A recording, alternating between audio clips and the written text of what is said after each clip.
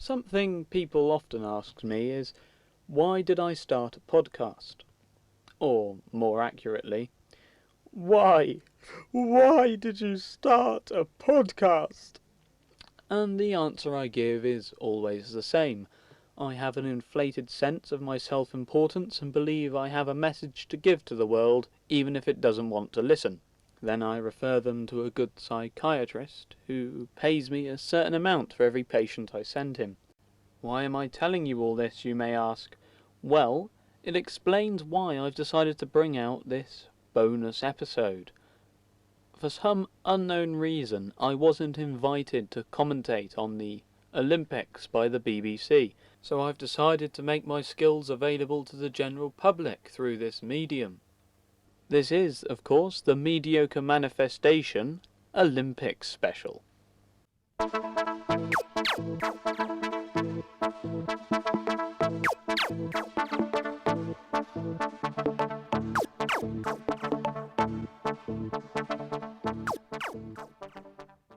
The Mediocre Manifestation. Yes, that's right, I've got a new podcast ident jingle thing. Not quite sure what the technical term is there, and that's included as a special treat because this time I have no special guest, it's just me and the Olympics. So, who knew us Brits had it in us, eh? A marvellous opening ceremony there, celebrating everything British. There was just a couple of things I didn't like. The huge procession halfway through. If you didn't watch it, it was 204 countries walking around in a circle to push their flags onto a fake hill that went on for about 2 hours, and I really didn't like it. Then I reconsidered, because one thing that us Brits are famous for is queuing, and the procession was basically a huge queue. And who was at the back? The United Kingdom.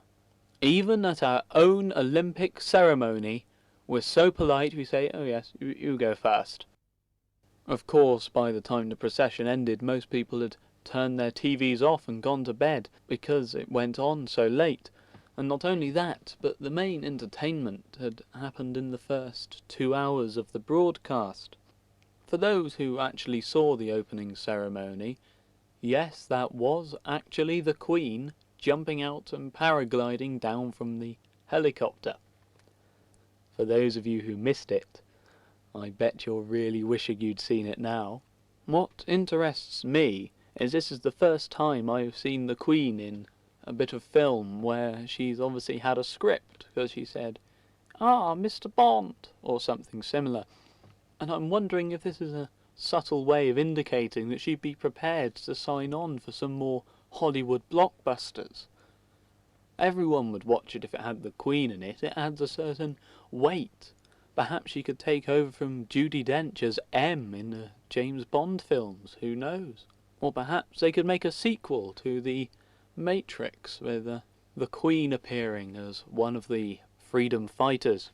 The Mediocre Manifestation. At this point I'd like to put in some ads to try and make myself a little bit of money back from doing this, but I've got no ads to put in, so I'll just advertise the main show, the Mediocre Manifestation Series 1. That's about all I've got to say. Back to the special. The Mediocre Manifestation. Of course, I consider myself a sort of public service, so if you didn't manage to watch the opening ceremony, I'd just like to say this. Why? Why did you miss it? It was brilliant. It was much better than anyone was expecting. It was a great British festival, and you missed it, you idiot. Why? Thank you. And now I've proved beyond all doubt that the British have wonderful manners. On the other hand, being so polite doesn't really work in some cases. A while back here in the UK we had the Royal Concert celebrating the Jubilee of our wonderful Queen, and to finish it off we had Paul McCartney trying to sing some past hits. Now, I'm sure that he is, or was, a great musician, but his voice has very definitely faded. Yet, we invited him back for the Olympic ceremony, where not just the whole country, but the whole world was looking on. He had no backup vocalists, there was just his very weak voice straining to get out the lyrics. And it really was an anticlimax to the evening. In fact, it put off one of the announcers, because at the end she said this. Ladies and gentlemen, we hope you enjoy the London 2012 Olympic Games. I mean, I thought it was just the opening ceremony. It turns out that was the entire Olympics. If I'd known that, I'd have gone in for it myself. Just walking around and standing about for half an hour, I could have got gold. Of course, in reality, it wasn't the end. It was the beginning. And since then I've been forced to watch many hours of sports I'm not really interested in by various people saying, look, we could get gold in this. Yep, the typical British attitude of let's try and get gold in any obscure sport that not many other people have bothered to learn. One thing I did enjoy watching, however, was the swimming.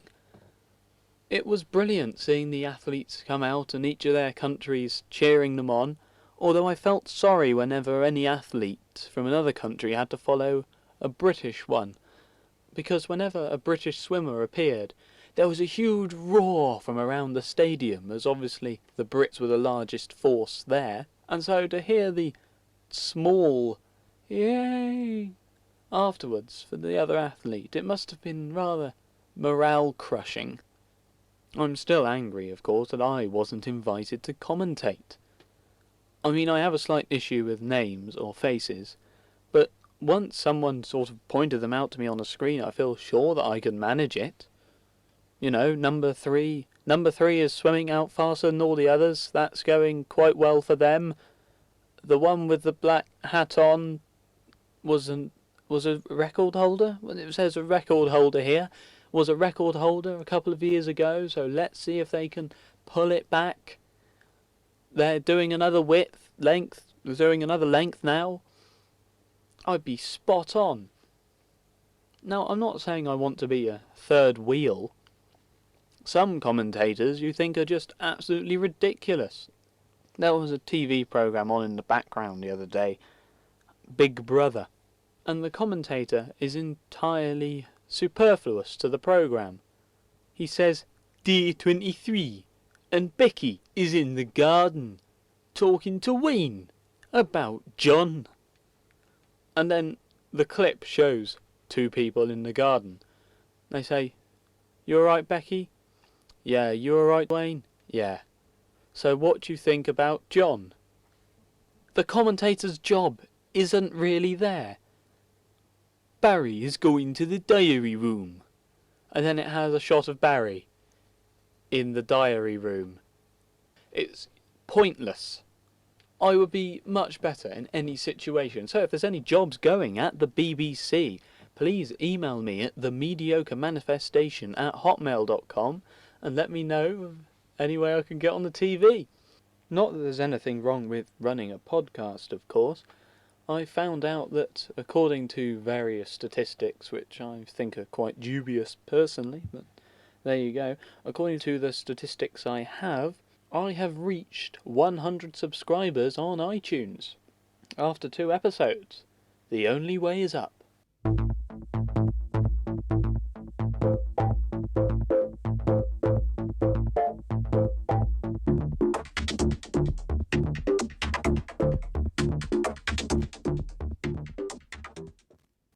Well, I did say this was a special episode, and as the content hasn't been any better than usual, the special part is I'm skipping news, email reviews and driving talk and heading straight for the conclusion.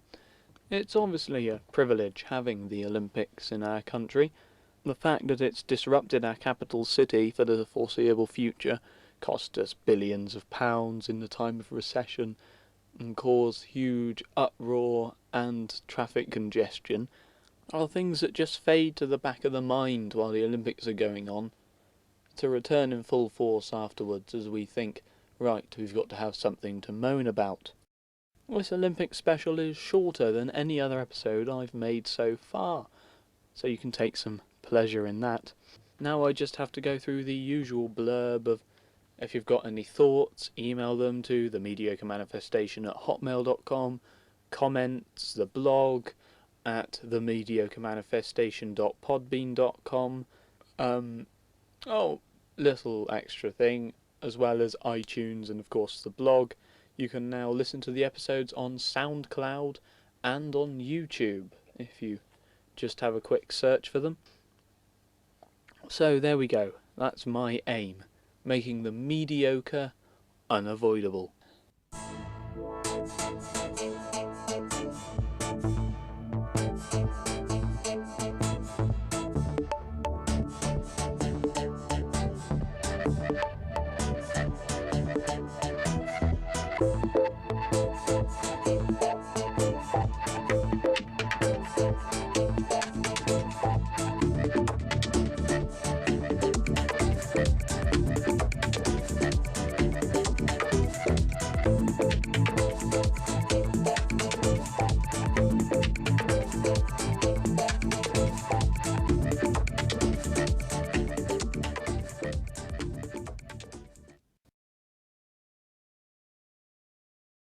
The Mediocre Manifestation.